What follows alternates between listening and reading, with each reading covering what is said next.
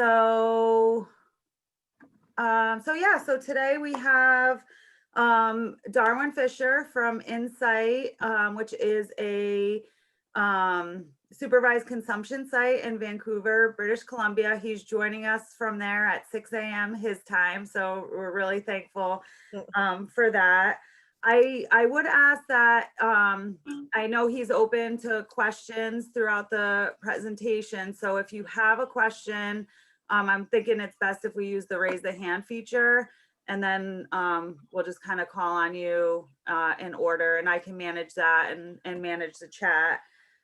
So yeah, I just really want to introduce Mr. Fisher. He's been working at Insite for over 10 years. And he's really just going to talk to us about, what the process has been like over the 10 years, what some of the advantages, what some of the barriers have been, and also, what kind of outcomes they're seeing. So I'm just going to turn it over to Darwin Fisher. Oh, you're muted.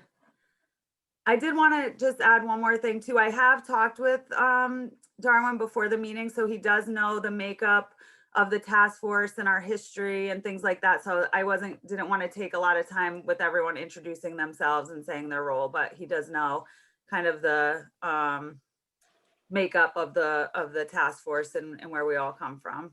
So, all right. So I think the first thing I want to say is, Aaron, you were talking about having folks ask questions. I really want to encourage that. We can always follow up afterwards if things are, if there's something that's unclear via email, and I also really want to lower the bar for questions. Often people are coming into these things without really a high level of knowledge about what they are. So I really encourage people to ask very basic questions if they feel unclear about something, okay? There are actually no dumb questions, so bear that in mind and get the information that you need out of this. As Aaron said, my name's Darwin, and I've worked at Insite, which was North America's first supervised injection site at the time. I started working there in 2004, and it opened in 2003. And why it opened was because Vancouver had an unusual spike, if you will, in overdose fatalities that began as the 80s turned into the 1990s. I won't spend too much time going into the particularities of that issue, but it was largely configured in a downtown area of Vancouver that is one of the most poor urban areas in North America. So we had a condensed population struggling with mental health issues, homelessness issues, issues of trauma. And thanks to the relative failures of the war on drugs, the area was inundated with low-priced cocaine and heroin, and injection drug use began to take off as the 80s turned into the 90s. And now the bellwether around this crisis that we had in Vancouver actually came from the chief coroner in the early 90s, a man named Vince Kane. And so he published a report about conditions in the downtown east side, drug use, homelessness, things like that, basically as a call for action. Now that report came out in 1993, and Insite, which is the first legally sanctioned supervised injection site, opened a decade later, which says something about the amount of time it took to actually get that process in order for us to open it. One thing that I do want to say, though, is that what we're talking about here is, in essence, something very basic. It is creating a space where people can use illicit drugs under supervision. Anything more than that, everything that is essential to a supervised injection site is condensed in the title, supervised injection site. A place people go to that is indoors, hopefully, that has staff on that can respond in the event of an overdose. Now you can expand that model, and we did at Insite. We have 2 floors of treatment on top of Insite. We're connected to other medical facilities. We have housing and employment programs. So there are a lot of models that you can extrapolate from this very basic concept. But as I was saying to Aaron when we were talking on the phone, supervised consumption sites and indeed services for drug users need to be place specific. That is, that they need to respond to the drug using population in the areas where you're putting them. And that entails getting some expertise around who's using drugs in your area and how they're using drugs. Um, the idea and the model of Insite, which is a multi-booth facility with a reception, an injection room, and a post-injection room that is staffed by lay people like myself, nurses, and employs drug users as well, that model made a great deal of sense in the downtown east side of Vancouver. What sort of model may or may not make sense in Norwich is sort of in your hands there. But if you were to look at the different models of supervised consumption sites throughout the world, and they originally started in Europe in, I think, the mid 1970s, you will find all kinds of models. You could have multiple facilities of maybe one or two booths around a city if there were various areas. We have at this point, we have a mobile supervised injection site that moves to various areas around the city. It's like a very, very large van that has capacity for 2 users at a time. Again, there's all kinds of ways you can customize this act of witnessing injections. And it's about that simple. When people use alone, I don't know specifically what fatalities look like in Norwich, but I'm very willing to guess that they are people who have used without supervision and overdosed and missed that window where you can intervene. And so you've got increasing fatalities that way. Yeah. I'm talking to a black screen here, so it's a little bit challenging. So the first thing to do, I think, is to work with the existing services in Norwich.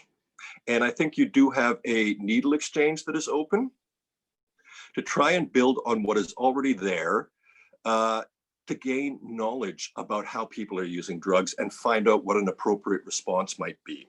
I know that's not exactly a satisfying answer, and there are no silver bullets to this question, but you could build a supervised injection site very quickly. There's not a lot of infrastructure cost. You need running water, you need some real estate, and you need, some oxygen tanks and naloxone and things like that that aren't that hard to get together. But the point is, if you build it, will drug users actually come to it? One of the things that was important about Vancouver is we had a significant homeless population. And if I wanted to show pictures right now, I could show pictures of the 1990s in Vancouver where the alleys are literally crowded with people using illicit drugs. So it made sense with a largely homeless population that we were creating a multi-booth facility right in the heart of the area with the idea that most people are going to score drugs in the area. In fact, there's a corner on the Main and Hastings that is the biggest open air drug market in Vancouver. That's where people are scoring. And we know from feedback that most drug users are, at least in Vancouver, are going to use within about a half a block or a block of where they score. Darwin, So can I just ask you, when you say a multi-booth facility, is a booth for one person to go in and use, or is a booth for a group of friends to go and use? What is that? Great question, and thank you. Please continue to do that. We had 2 crises in Vancouver during the 1990s and past the millennium. One was overdose fatalities. The other one was HIV transmission. We had some of the highest HIV transmission rates in the world for a while in the 1990s. So the idea of individual booths was very important as we could monitor the sharing of syringes. And also it was important that we monitored the passing of substances. Some of the rules about Insite are that you must arrive there with your drugs on you. You have to keep them on you until you're in the injection room. And once you're in your booth, then you can unpack them with your equipment and use in your booth. But the idea is trying to put some order into the situation that way. And I guess I should have pictures, but the nursing station is elevated and it has a panoramic view of the 12 booths that are in this room. And so it allows that oversight. Primarily, of course, what you're watching is you're waiting to see, and if someone is somnolent in their booth, which is very common when people are using drugs, right? Then you're going to go over there and you're going to give them an assessment. And if you assess that they are looking cyanotic, then you'll bring the team in. And generally, our first response is not going to be naloxone, it's going to be oxygen. oxygen is actually the crucial factor in terms of responding to overdoses. Narcan can sort of expedite this process, but when people die from an overdose, it's that they have died from lack of oxygen. So, Question. yes. Hi there. How are the police authorities with this? Because one aspect that I can see is that the clients would be reluctant to come because if they're standing outside to, you know, get in and they have their drugs on them, Yep. Follow me? Yeah, Yeah, that was totally. a similar problem that we had with when I worked as a counselor at a methadone clinic. The cops would sit across the way, and then especially people that were doing their, you know, their intake, they usually had, you know, stuff in the car with them. So Rodney, that's another great point to bring up. So let me say that it's nigh impossible to get these services operating effectively without some buy-in from the police department. And that was something due to the crisis in Vancouver's downtown east side. Basically, the entire country was aware of it. And so the local police department was, and at least the area that is looked after in the downtown east side, which is called the Downtown East Side Beat Team, was supportive of the issue. A lot of the police officers, having been in the downtown east side for about 10 years, felt like they were really shoveling water trying to police this issue, and were very open to alternatives that would let them spend more time policing the other safety issues in their jurisdiction. So when Insite opened, then there was considerable negotiation and explanation and dialogue with the department. Once we had some buy-in, their strategy was actually to do this. When Insite opened, rather than busting people for public drug use, they would say, okay, I'm going to give you two options here. I can bust you, or you can go to Insite. Now, I'm going to go around the block and you can make your decision. So essentially, the VPD were encouraging of it. And that is because, again, their workload was utterly dominated by policing public drug use issues, dealing issues, and things like that. And they were very welcome to an alternative. It was not complete buy-in from the department. The police union for a while was very much against it, but at this point in time, we have absolutely wholesale buy-in some 20 years later from the department. In fact, the Vancouver Police Department and I do tours of Insite very, very frequently for other police jurisdictions across the country. And the Vancouver Police Department has currently come out with strong recommendations, not only for increased supervised consumption facilities, but also hinting at that they would be in favor of an approach that involved a legal supply of drugs for users, since illicit fentanyl is just wiping out this neighborhood right now. Mr. Fisher, Paul Narducci, Hi, with Paul. The state's attorney's office. I just had a couple of questions. From a legal standpoint, did you have to have any changes to the laws? And second of all, what was the community's response to the police not Yes. prosecuting? yeah, I got to say, you're killing it with these questions, you guys. These are all the things that are really important to get out of here. Now, in order for Insite to operate, we needed an exemption to the Controlled Drugs and Substances Act. The criminal code is federal in Canada. Healthcare varies from province to province. Now, we had the buy-in from the province on healthcare, but we needed to apply to Ottawa, the federal capital, in order to have an exemption of the Controlled Drugs and Section 54 of the Controlled Drugs and Substances Act. Now, exemptions to this act are not uncommon. You need to apply for one if you were going to do a drug study about the, effects of cocaine on lab rats, et cetera, et cetera. So that mechanism for an exemption was already there. And at the time that Insite was opening, we had a federal government that was very willing and interested in innovating care on this issue. Now, Paul, that became a great problem about 3 years after we opened, when we had a very conservative government come into federal power. And then we had about, I would say, 8 or 9 years of determined obstruction from the federal government. So that major piece, again, is the exemption of the part of our criminal code that makes illicit drug use illegal.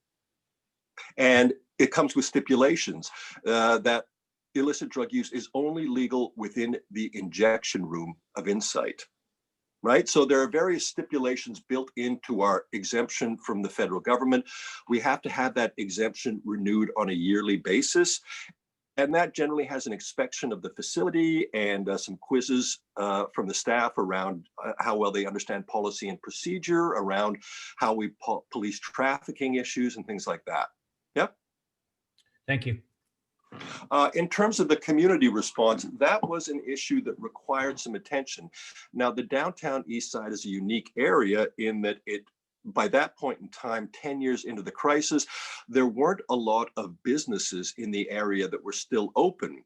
What we did have, though, very near it was we had Gastown, which is a very touristy area, and we had Chinatown next, or our Chinatown next to it, which was, yeah, a little bit touristy and a different population. So doing outreach to those populations was actually incredibly important. And we had open sessions where we would answer questions about it. We would have experts come in from around the world to talk about it. It was difficult to get buy-in for the Chinatown Merchants Association, but interestingly, after we'd been open for about 3 years, they actually approached some of the healthcare authority and said, we really hope that you keep this site open, because prior to this, they would have people coming into their stores and injecting in the stores when it was raining outside. So that idea of focusing it on a facility rather than just having it happen in the streets became noticeably appealing to that community. So very little pushback from within the city. And indeed, the response in the city at large has been very favorable towards it. It's almost like they whether that says something about Vancouver, it's like a badge of innovation. Now, question, is this open 24/7 or is there set hours? We are open from 9 in the morning until 3 in the morning. So we are not open 24/7, which is an issue, actually. It has for a long time been an issue. I generally think it's a funding issue that prevents us from being open 24/7. But at this point in time, Rodney, there are multiple supervised consumption facilities, not only throughout Vancouver, but also within the downtown east side. And the one thing I can say to cut to the chase is that there has never been a fatality in a supervised consumption space. Interesting. Yes, again, the challenge is that where we data map fatalities now for overdoses in the downtown east side and in Vancouver is obviously not from supervised consumption facilities, it's people using in private residences, right? Mm-hmm. Yep. And that sounds like maybe a challenge that you're facing in Norwich, where there may not be a lot of street homeless drug use, but there is a lot of drug use in private spaces. Perhaps, I don't know if any of you have a strong idea of that, but that's the first thing to find out is what it looks like there. And I think in some ways it's understandably maybe analogous to alcohol.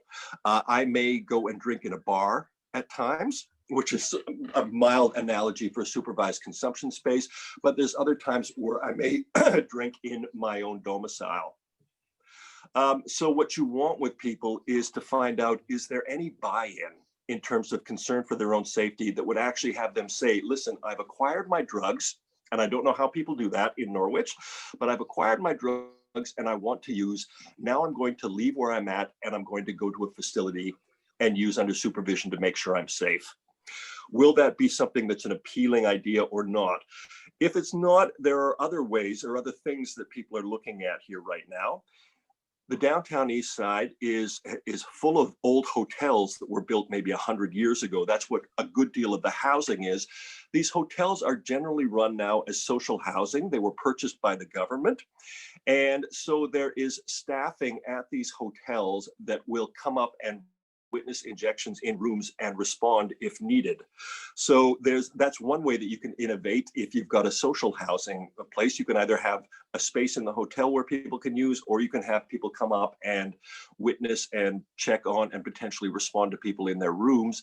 The other thing that has come online recently is that I think the Fraser Healthcare Authority has, with an app developer, innovated an app called Lifeguard. Lifeguard is an app, it's an iPhone app, and what you do is you set your phone with Lifeguard when you're about to use, and this app on the phone will set off an alarm, I think 50 seconds later. You mute the alarm if you're awake, and that alarm will keep going off, and if you fail to mute that alarm, it will contact the emergency response team with your location. So as technology improves, that may be another interface that'll work for people that don't feel comfortable using around other people for some reason or other. And the other thing is, I think a lot of the drug using population was uncertain about supervised consumption sites until they got used to the idea. It's like anything else. They may not have any great imagination for what it's like. So it was important to create Insite as a place that did not look forebodingly clinical or institutional that way. It was very important for people from the drug using community to be involved in the employment, for them to feel safe there. And it was important to have a philosophy that said we are going to be non-judgmental. In fact, we're going to be very warm to people that come in there. Not warm to illicit drug use, but warm to people who are struggling at survival level. And so the idea was to build relationships with people, not only to bind them to a life-saving service, but also to start eliciting information about what else they needed in their lives, with the idea that drug use generally comes from some terrible gaps that people have in terms of basic needs around living: secure housing, employment, relationships, respect in the community, things like that. So finding out those issues determined how we expanded the service into what we call wraparound services. So at this point in time, I can have a conversation with somebody in a booth at Insite about going to detox, and we would call, you'd call that treatment or recovery, and we can probably get them into detox that day upstairs at Insite. If they've got other healthcare issues, we can get them into other facilities like soft tissue infections, deep tissue infections. Those sorts of things have specific responses in the area. And the specificity of those responses has come from what I'll call the expertise of the drug using population. Again, you cannot create a service without the knowledge that you gain from people who are using drugs. So Aaron and I had talked about this, and I think a really crucial first step is finding a way to get that dialogue going with people who are using drugs, so you can find out where they're at, what they may need, and how you can respond. I'll also say that it's very tough to have a service for drug users where you have disdain for what they're doing. If there's something where they have a sense of being shamed or coerced into treatment, I guarantee you nobody's really going to stick with that very long. So the idea is being responsive and non-judgmental rather than invasive. And as I said to Aaron, one of the most important things about Insite, which doesn't sound like it's very important, is for staff to be able to just actually get to know people who are using the site and sometimes just converse with them, not about issues involving drugs at all, issues involving the NFL playoffs, issues involving the election, issues involving whatever life looks like. Those are very important things to do in terms of binding people to the larger community. And that sense of connection with the larger community is often something that gives people a sense of, well, maybe there's a place in this community for me, because certainly in the downtown east side, most people who use drugs and either start or end up being profoundly alienated from their communities and from the larger community. So the idea of not just having detox or recovery options stemming from Insite, the idea of having community employment and sometimes what we call pre-employment availability at the site was, I think, a really important therapeutic move. Darwin, I had a question real quick. Is there any type of like outreach? Do you have any like recovery coaches going out, or, you know, peer support going out into the community to, you know, basically get the word out, drive them back towards it? And then once they're out of treatment, it's kind of like the missing link for them to get back into society. You talked about, you know, wraparound services. That's one of those things that we're finding here in Norwich. We have a pretty strong recovery coach program here in Norwich, and that's, you know, one of the areas that we find that is, you know, that has been missing, to where when a person gets out of treatment, they're, I forget what the stat is, but over 75%, I think it is, more likely to OD. So I'm just wondering how you guys handle that. Well, we did not do any outreach throughout the community. We didn't. And that may have to do with the nature of the community, which is very densely knit and has all kinds of relationships. What we found, though, and there have been studies to prove this, is that that community transmits information far better than Facebook or anything like that. Information just rockets through that community. So the idea was, I mean, the community was engaged in the development of Insite. When we opened Insite, it was like a community celebration. actually. And there were people who were vying to be the first person to use Insite. So it was known within the community. And I think we counted on what's the feedback going to be from people who use that. Did they find it non-harassing, non-judgmental? Did they find the staff warm? Did they like the music that was being played in the injection room? All kinds of things like that. And so very rapidly, we were all concerned about whether or not people were going to use. And like the first few days of anything that opens, I don't think we were constantly full, but very rapidly we ramped up to capacity. There's thousands of people who use drugs in the downtown east side.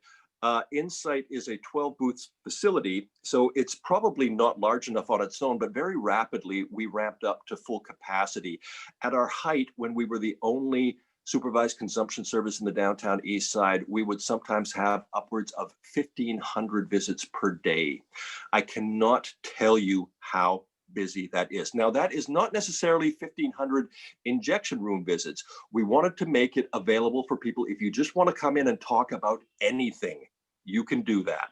Yeah. With the You guys idea, offer groups or anything, Darwin? Like groups that people not can come on the into? floor. We haven't found that. We haven't found it a conducive environment for that. Often it's very crowded, and we have a chill out lounge, which is the post injection room where people can go, that is staffed by people from the community, most of whom are active drug users, but actually prove that there are people who are active drug users who can maintain full-time employment. And what that peer program does is it mentors people. So you've got full-time peers who have payroll jobs, mentoring people who are sometimes have been away from employment or are indeed new to the concept of employment, mentoring them in a stipend capacity in shorter shifts. So you've got that program working there. But in terms of formal programs, we may have groups around safer drug use, but recovery programs, 12-step programs, smart recovery programs, all of those things tend to be much more of a feature of Onsite, which is the recovery program that is above Insite.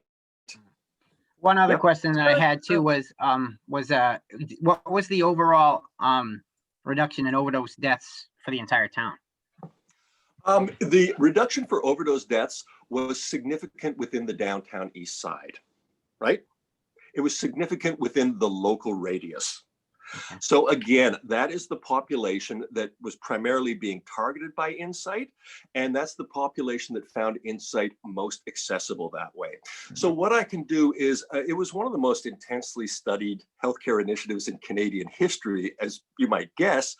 So what I can do is I can send Aaron a link to the published papers in the Lancet and other places talking about overdoses, HIV transmission, and whether or not there was any change to public order in the area, meaning did it increase crime?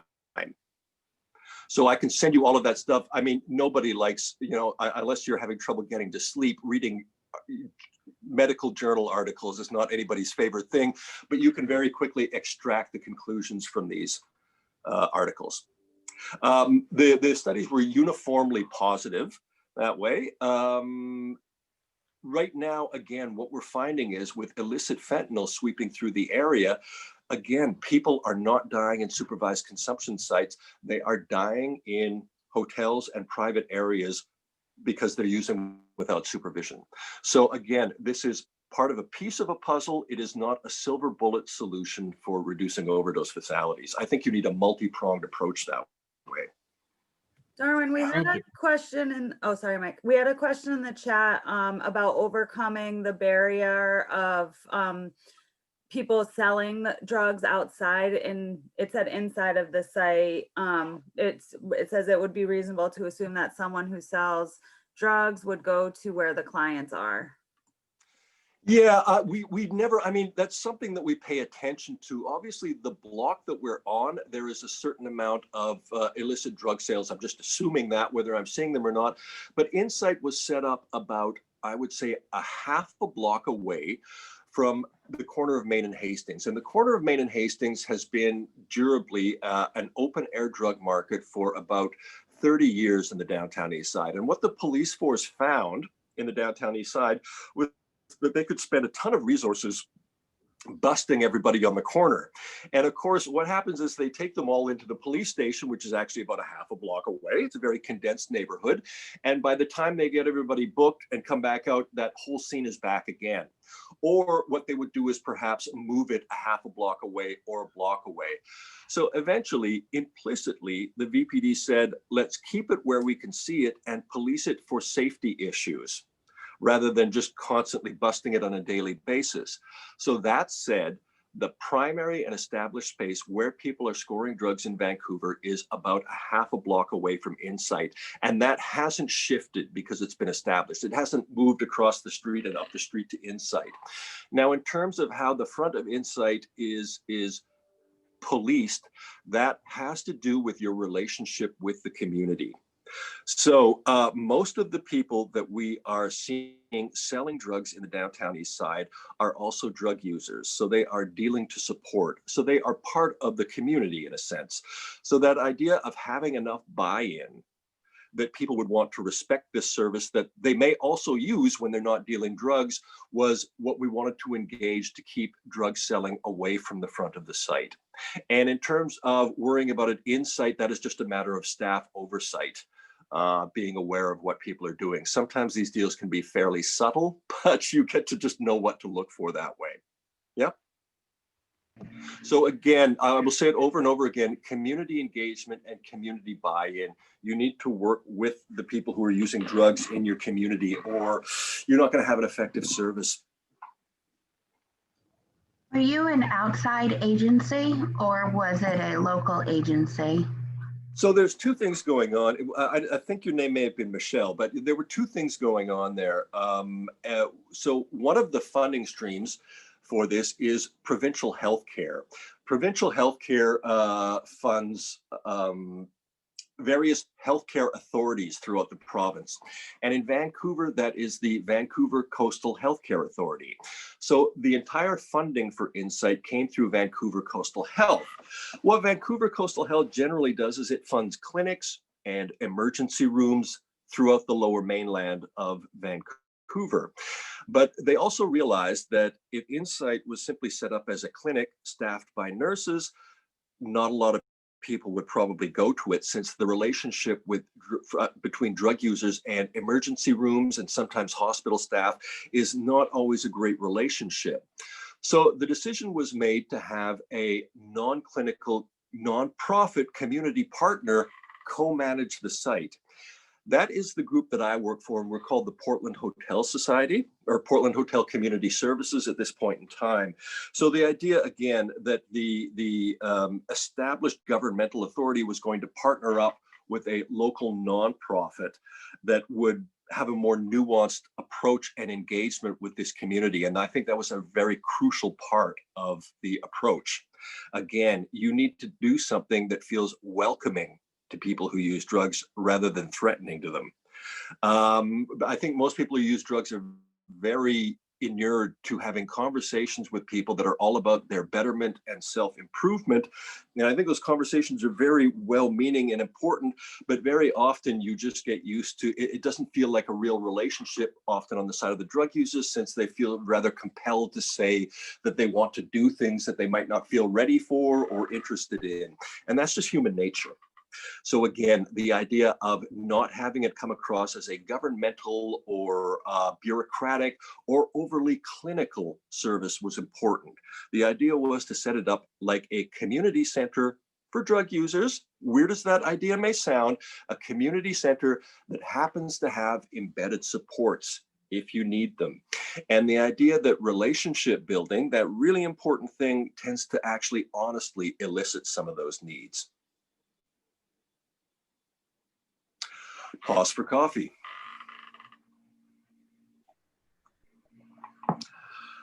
What else do I want to say here? So I just feel like the starting point here is trying to get some kind of dialogue going with the community.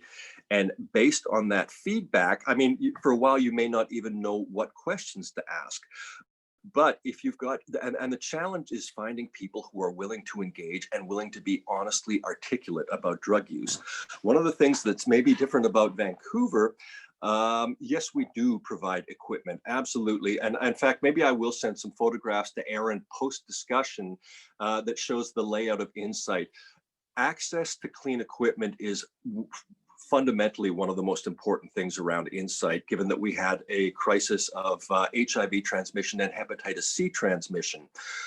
So clean equipment at a broad variety is readily available both at the front desk for people who are using it as a needle exchange. I come in and I get equipment and I leave, but also in the injection room for people to use. And I can send samples, not samples, but pictures of what that equipment looks like. There are obviously clean syringes in various varieties. There are tourniquets, alcohol swabs, sachets of sterile water, and cook kits so people can actually cook their drugs over a candle that we provide in a sterile, non-reusable cooker rather than using a spoon in their pocket that is probably riddled with bacteria. Yep. Yeah. One question, when you're talking about community buy-in, are you talking about the user community, the community in general, or does it go hand in hand? I mean, when you're talking about the buy-in, which one are you targeting first, or do you target everything at the same time? Okay, I think that both of those strands are absolutely crucial that way. You need to find out the community's feelings about it, but that dialogue needs to be two ways. I think you need to have people that are willing to talk lucidly about what these services do, because you're going to get, where do we develop a lot of our feelings around drug use? Often it's from movies, media, and things like that, and it doesn't get articulated clearly, but there's a lot of fear there. So you need to be able to do some lucid, hopefully debunking and listening about what those concerns are, but you also crucially need to establish a dialogue with people who use drugs around what those habits are like, what those feelings are like. I'm seeing something from Chuck here, and it flashed briefly. Aaron, do you? Yeah, there's actually a few questions. You Let's get 'em. answered one of them. You've kind of answered the question about treatment and counseling is offered through the adjacent program, the on-site program, but there was a question about HIV assessment, and then also about what percentage of individuals end up in treatment. So, and then I'll let you answer those two, and then I'll get to Chuck's question. So I would actually say that assessment around detox is something that we actually do on the floor of Insite. We want to make sure that all staff at Insite have a knowledge of what the on-site program is like and can converse around that. And if it looks like someone would like to go to that, what we need to screen them for is we need to screen them for the presence of benzodiazepines in their system. So there is some screening that goes on that way that can take place in the nursing room, which is just off the injection room at Insite. And in that nursing room, what is it primarily used for? It's used for a lot of wound care treatment. Because abscesses and soft tissue infections are very frequent among drug using population. It's used for various assessments of care, and it's also used for point of care tests for HIV, all kinds of things like that. So HIV testing is a big part of care at Insite. Again, most of those things happen because people trust the staff. Medical care is fairly intimate care. Conversations about HIV status and things like that are fairly intimate. So creating an environment where people actually feel comfortable doing this is really important. But that's a side benefit of having clinical services there, is that rather than having people come to a hospital or a clinic, they are right on site for people. So generally you have much better buy-in that way. There was another question after that, Aaron, and I've forgotten. Yeah, it says, no, you answered those two, I believe. Realizing the goal is safety and not reduction of drug use. Is there any data about whether drug use in the area is increasing, the same, or decreasing? Do clients who use the site OD offsite, using both in the center and in the community? Oh, that's a really, really big question to unpack. And it's not like we have, injection drug use is not a question on the census form. So continually, we are trying to estimate numbers of users in the downtown east side. I don't think that Insite has had any effect on the numbers of drug users in the downtown east side. We have a recovery program that generally operates at capacity. What I keep calling the detox, and I try not to do that, the recovery program above Insite probably does between, I would say, 300 intakes, around an average of 300 intakes per year. So every weekday, we are doing one or multiple intakes upstairs into the treatment program. So there's robust engagement of that. It's hard to estimate long-term success statistics, since one thing that we know here is that for most drug users, it may take over 10 visits to recovery programs before they end up with extended sobriety that way. One of the philosophies that was really important about Insite is, and on-site, is that any urge towards treatment is positive.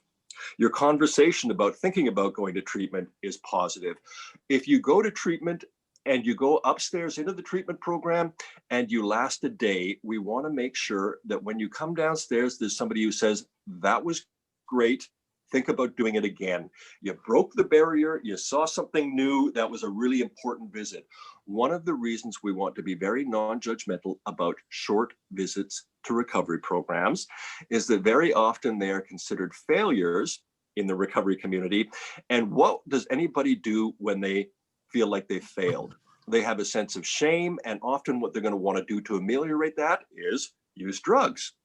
And if you've been in treatment and your tolerance has been lowered, that places you in a very high risk category for overdoses. So the idea of being non-judgmental is not just being nice to people, though we certainly want to be that way. It's also important to say that when you go back to using, you really need to do that under supervision. And what that points out as well is that for many drug users, the risk factors for overdose and overdose fatality aren't well known. We actually know them well.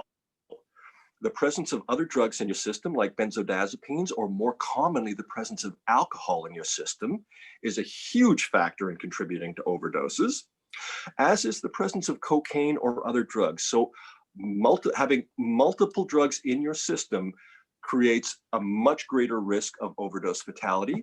The other great risk for overdose fatality is using after a period of abstinence. And we know that tolerance goes down very rapidly when people cease using drugs. So even a short stay in detox, or a short stay in jail, or a short visit to your parents, or whatever people are doing, can create conditions where they are much more liable to overdose.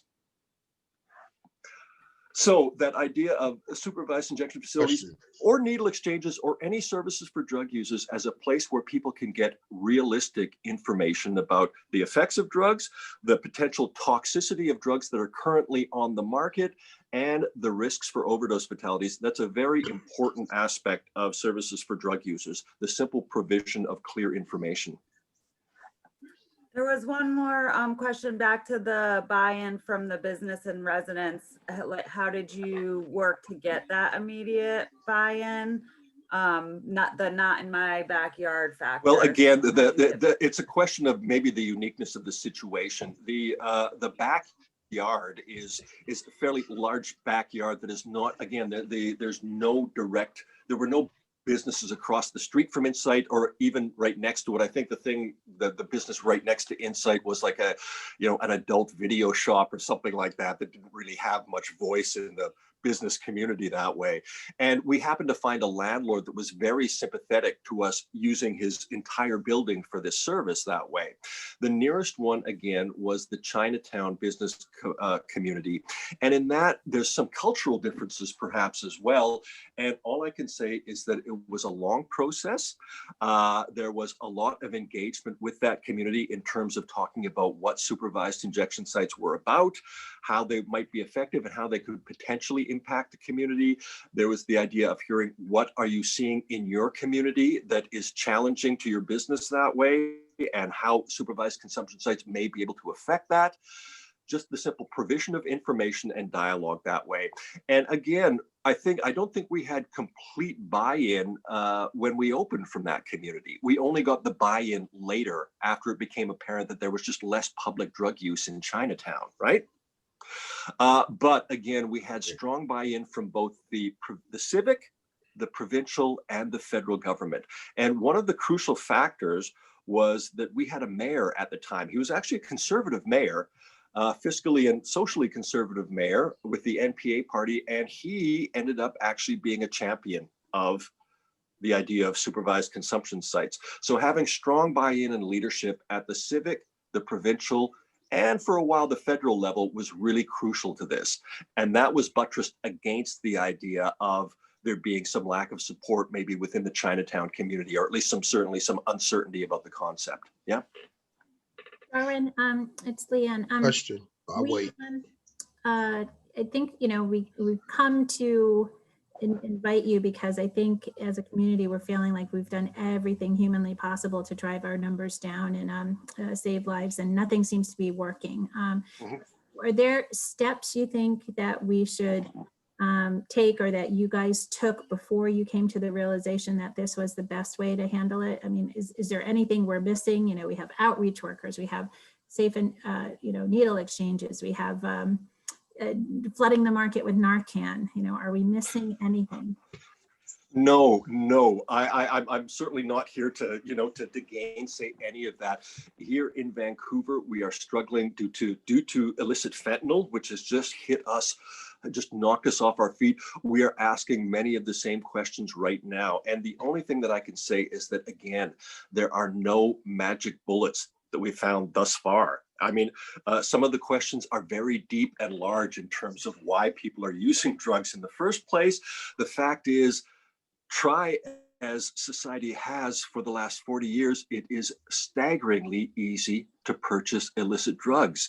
With the rise of fentanyl, which is much more potent by weight, that problem is only going to continue. Now we have much Narcan training and Narcan availability throughout the community.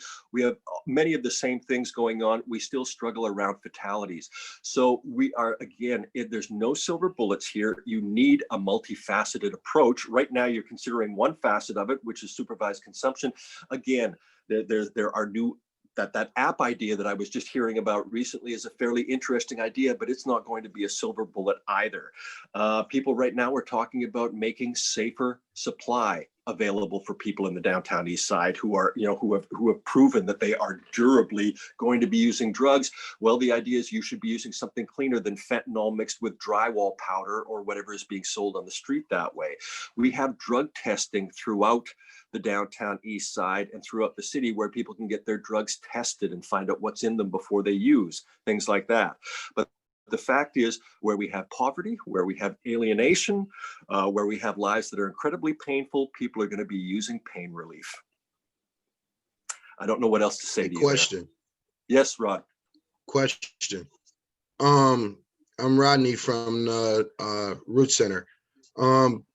How you were talking about the services upstairs as far as detox and treatment goes. How are you successfully with long-term treatment facilities? Because that's a serious wall here to climb, because we don't have a lot of long-term treatment facilities around. Did you guys make a stab at that? Did that help? So we've got 2 floors upstairs, Rodney. The first floor is, the second floor of the building. The first floor of the treatment program is where people go to get over their physical withdrawals, right? And that's generally going to be with methadone, Suboxone. At this point in time, sometimes they're prescribed oral morphine that extended release capsules, things like that. So there's a variety of ways of mitigating withdrawals. In terms of the environment upstairs, we have 12 individual rooms with bathrooms and showers for people to live in and some common spaces. What's important about that is most people going up into treatment very frequently homeless or severely underhoused. So the idea of creating a space that actually felt comfortable was a way of saying treatment should be like taking care of yourself. It actually should be comfortable, should feel more comfortable in your life. So people will spend maybe the first 12 days to 2 weeks on that floor. And once they're over withdrawals, we have a third floor that they can go to where they can stay for up to 3 months while they're waiting to get into long-term treatment. And getting into long-term treatment can involve some serious waits that way, but we do have multiple long-term treatment programs throughout the city and throughout the province that people can choose to go to. We do not make it mandatory that they go to one of these things. People may That's have awesome. other goals. But the fact is, it is predicated on having some long-term treatment availability that people can get into. The one thing I can say about success is, I mean, any program, mostly I think what I'd be relying on is an awful lot of anecdotes, i.e. we now employ people and I work alongside people that I first met in the injection room at Insite, but that is a long and complex process. The idea that people come and use at Insite, go to detox, stop using drugs, and they're great is far too simple a scenario to set up. There was one other question in the chat about if you offer other activities, services, meals, clothing drives, toys around Christmas, things like that. Yeah, all of those things happen. We don't encourage them, but people in the community often start them on their own. And sometimes, interestingly, the peers, that is the drug users who are actively employed at Insite, often are the drivers for community programs. I can't tell you how amazing this is. Again, people who have generally been treated like they were worthless and you're garbage until you're clean, as it were, which is a very frequent feeling that people have. Well, that these people feel really committed to the site, that they show up often before I do to get the site open, that they do things like have a Halloween party. I could send you pictures of Insite's Halloween party that would blow your mind. Obviously, people in the downtown east side, frequently being on the wrong side of the law, are familiar with disguising themselves, but they do it with a real sense of fun and Halloween. They also instigated a camping trip for people in the downtown east side who don't get out of the city. They encourage things like sock drives. Socks are for people who are homeless. Changing your socks and having a foot soak is sometimes one of the most important and binding things they're going to do at Insite. So generally, it is the peer community that is working at Insite that drives a lot of the community endeavors that way. Yeah. Where are we? The questions I see. Oh, Raymond has his hand up. Go ahead. You have to unmute yourself.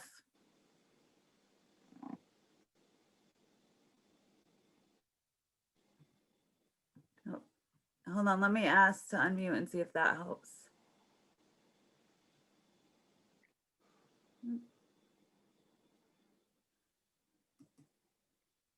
It's not working, Ray. Do you want to put it in the chat?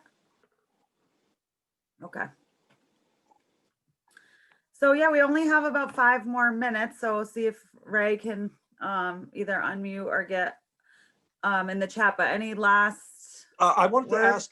Darwin? To ask the people who are involved in outreach, and forgive me, I don't know, Rodney, do you do any of that? I know that there's another gentleman that was on the call when I first joined in who sounded like he engaged in some of that. I just wanted to ask, do you guys feel comfortable being out there engaging with the community? I definitely got a sense from, or get a sense from your personalities that you would be great at that sort of thing. But do you have... I have a background in outreach.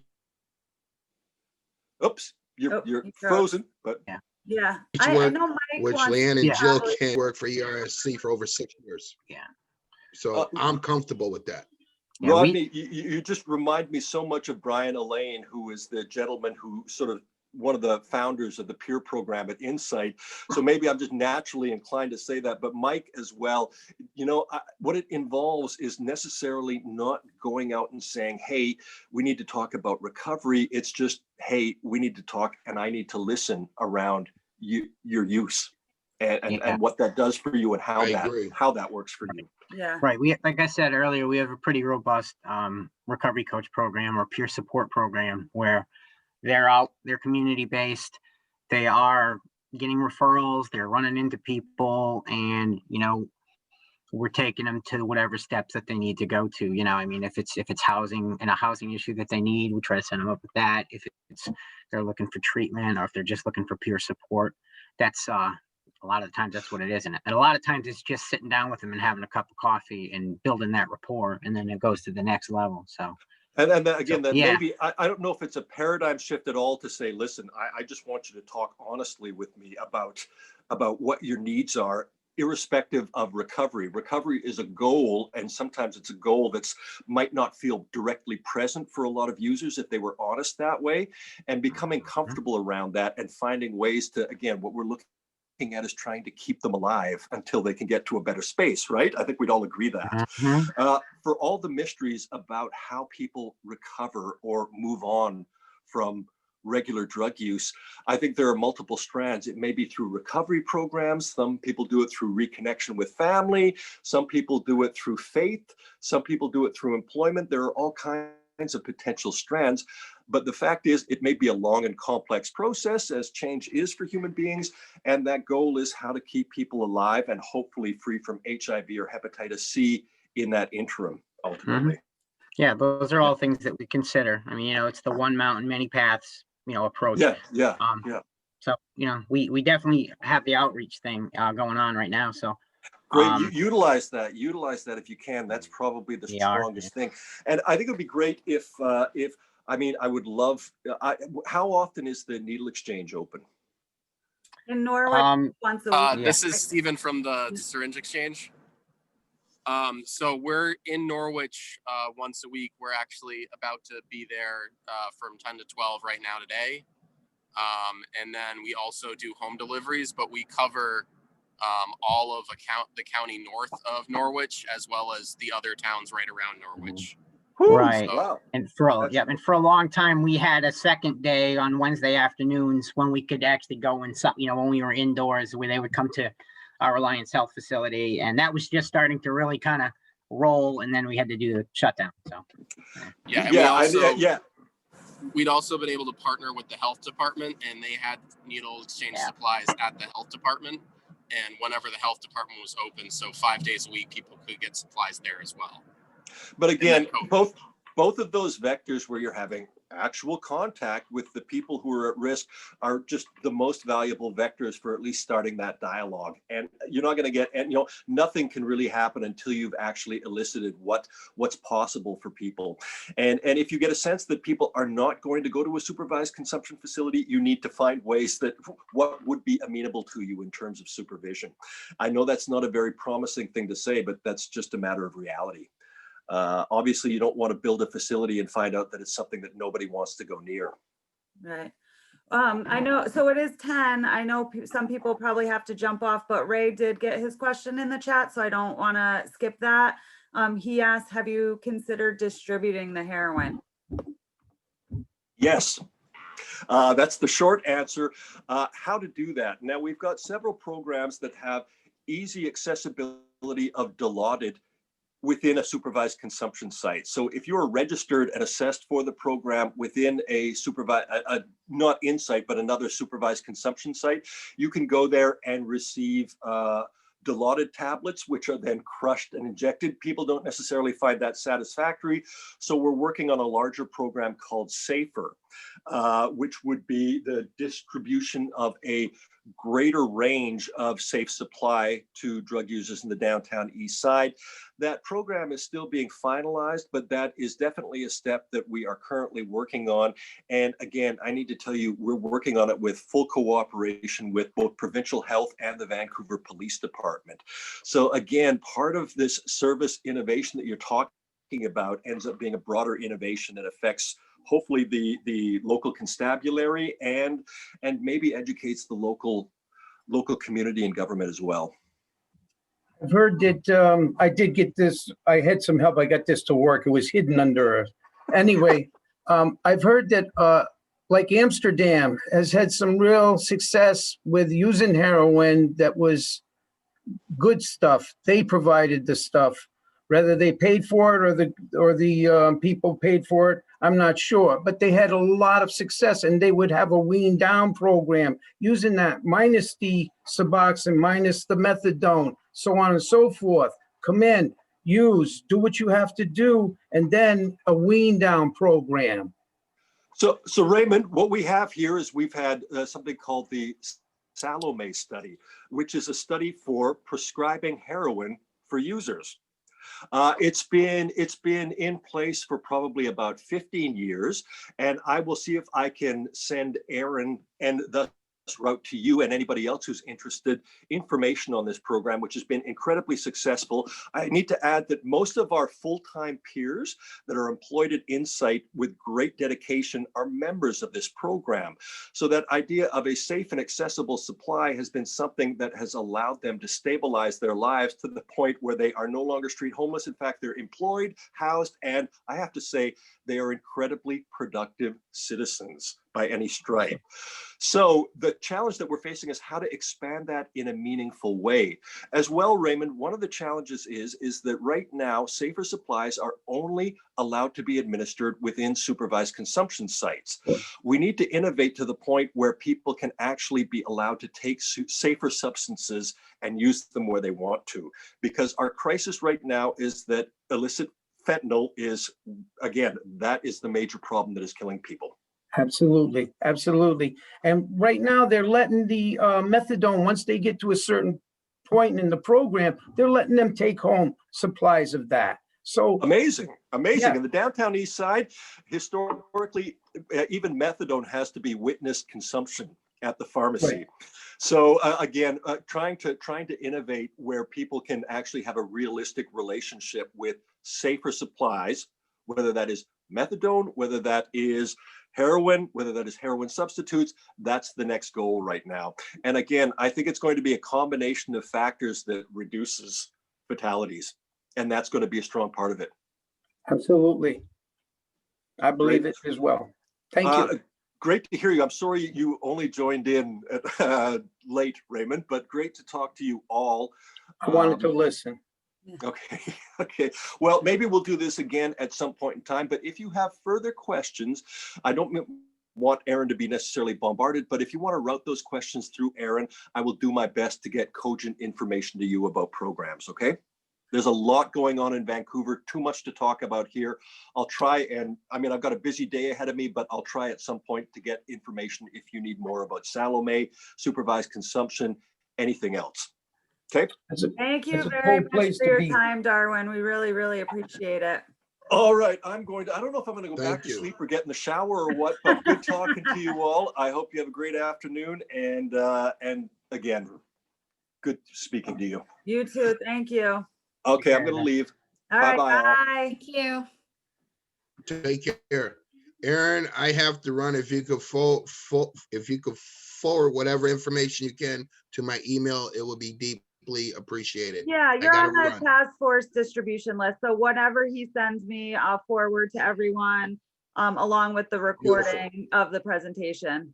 So thanks everyone for Beautiful. coming and Thank asking you. really great questions, and we'll see you soon. Happy New Year. Bye. Thank Happy New Year, you. everyone. Bye. Adios. Autumn, it's good to see you. Happy New Year, everyone. Thought that was you. Bye.